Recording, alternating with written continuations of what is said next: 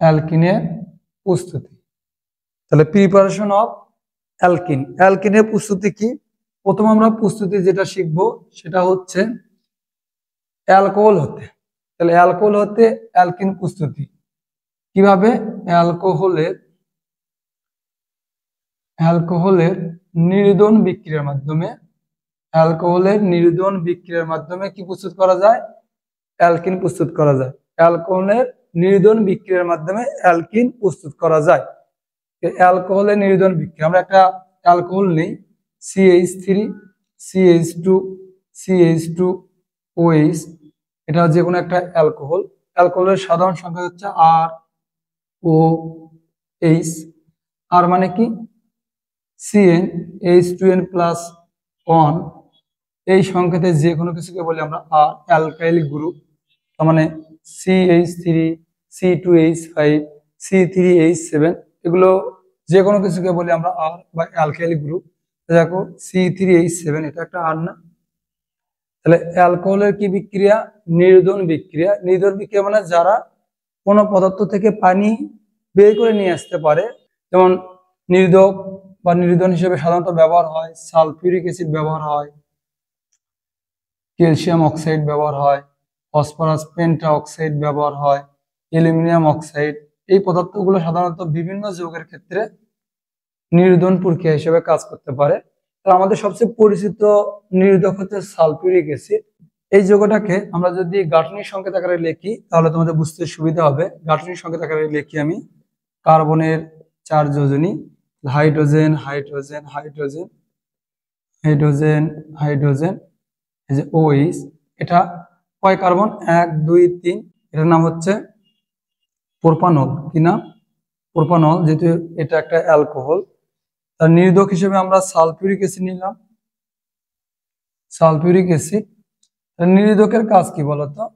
নির্দকের কাজ হচ্ছে কোনো পদার্থ থেকে পানি বের করে নিয়ে আসা। তাহলে এখানে আমরা দেখতেছি অ্যালকোহলের OH আছে, তা পানি বের করতে গেলে H2O আর একটা হাইড্রোজেন লাগবে। যেহেতু এখান থেকে অলরেডি একটা বন্ধন ভাঙছে, শুধু আমরা বন্ধনটা নেব পরেরটা থেকে, H টা নেবো আমরা এখান থেকে। যেহেতু এখান থেকে OH যাচ্ছে, তারপরে কার্বন থেকে আমরা H নেব, নিয়ে পানি বের করবো এখান থেকে। তাহলে H2SO4 ইন্টু পানি। থাকলো কি এখন? এটা থাকলো দেখো CH3 CH, এটা না? দেখো তো খেয়াল করে, কার্বনের হাত কয়টা? 4টা। এখানে খেয়াল করে 1 2 3 1 2 3। তাহলে যেহেতু এখান থেকে একটা বন্ধন ভাঙছে, এখান থেকে একটা বন্ধন ভাঙছে, এই দুই বন্ধনের মাঝখানে একটা ডাবল বন্ড হবে।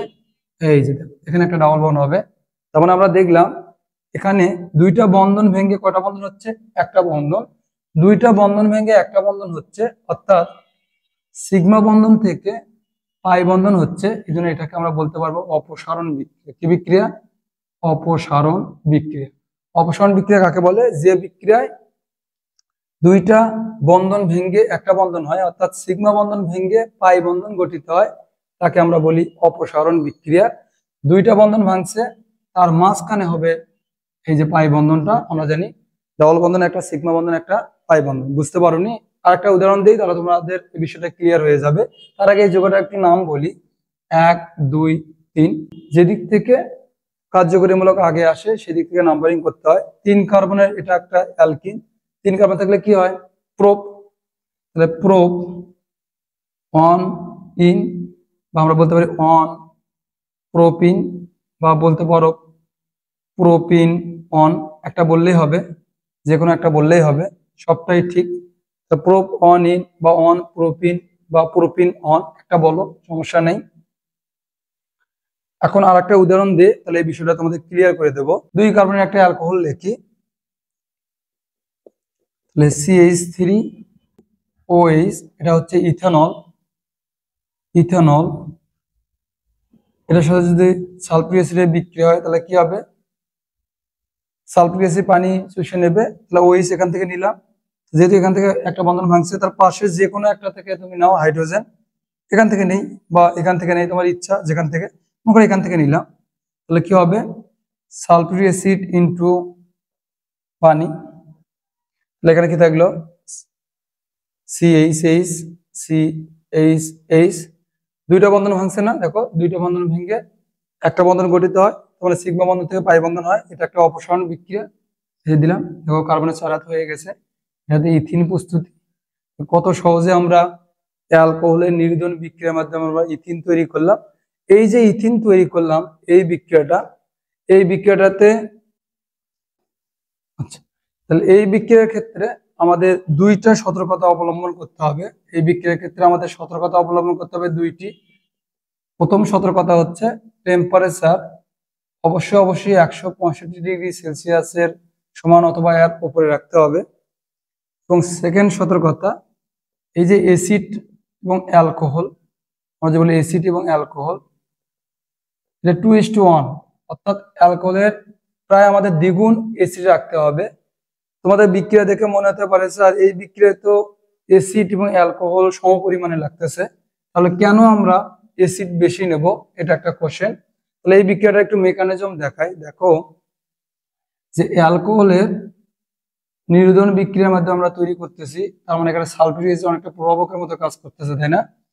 এটা থেকে তো আমরা এটা তৈরি করতে পারি। দেখো তো ইথিন যোগ পানি, এটা অ্যাকচুয়ালি এই বিক্রিয়াটা আসলে দুইটা স্টেপে সম্পন্ন হয়।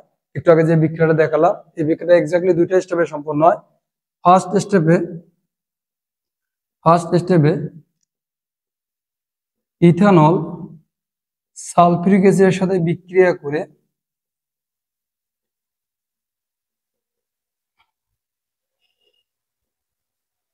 ইথাইল হাইড্রোজেন সালফেট তৈরি করে। কি তৈরি করে? Ethyl hydrogen sulphate.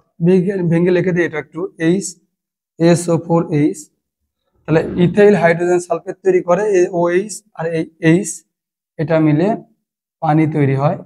সেকেন্ড স্টেপে ইথাইল হাইড্রোজেন সালফেট এটা বিয়োজিত হয়ে ইথিন প্লাস সালফিউরিক অ্যাসিড তৈরি হয়। তাহলে মূল বিক্রিয়াটা কি হয় দেখো, এটা কেটে যাবে, CH3 CH2OH, এখান থেকে দেখো তৈরি হচ্ছে ইথিন প্লাস পানি, তার মানে এই বিক্রিয়ায় সালফিউরিক অ্যাসিড প্রভাবক হিসেবে কাজ করতেছে। প্রভাবক আসলে কি কাজ করে? প্রভাবক কোন একটা বিক্রিয়াকে যৌগিক বিক্রিয়ায় পরিণত করে। তাহলে এই বিক্রিয়াটা একটা স্টেপে ঘটতেছিল, এই বিক্রিয়াটা একাধিক স্টেপে ঘটতেছে। অর্থাৎ তুমি কোন একটা জায়গায় সোজা যাচ্ছ, দেখা যাচ্ছে প্রভাবক ব্যবহার করলে সেটা বিকল্প মাধ্যমে সক্রিয়ণ শক্তি কমিয়ে ওই জায়গায় নিয়ে যাবে, ওই কাজটাই হবে। মানে প্রভাবক ছাড়া মৌলিক যদি আমরা বিক্রিয়া চিন্তা করি, প্রভাবক দিলে সেটা যৌগিক বিক্রিয়া হয়। এই বিক্রিয়া কটা স্টেপে হচ্ছে? দুইটা স্টেপে হচ্ছে। এই বিক্রিয়ার জন্য সতর্কতা হচ্ছে দুইটি। ফার্স্ট, টেম্পারেচার অবশ্যই 165° সমান অথবা তার উপরে রাখতে হবে। অ্যাসিড এবং অ্যালকোহলের অনুপাত 2:1 রাখতে হবে, অর্থাৎ অ্যাসিডের পরিমাণ বেশি রাখতে হবে অ্যালকোহলের চেয়ে। বিক্রিয়া আমরা দেখতেছি অ্যাসিড এবং অ্যালকোহল আমাদের সম পরিমাণ লাগতেছে, তাহলে কেন অ্যালকোহলের চেয়ে অ্যাসিড বেশি নেব? এটা একটা কোশ্চেন। এই যে সেকেন্ড স্টেপটা দেখো, সেকেন্ড স্টেপে কি ছিল? Ethyl hydrogen sulphate. যদি কোনো ক্রমে অ্যাসিডের চেয়ে অ্যালকোহল বেশি থাকে, সেই অ্যালকোহল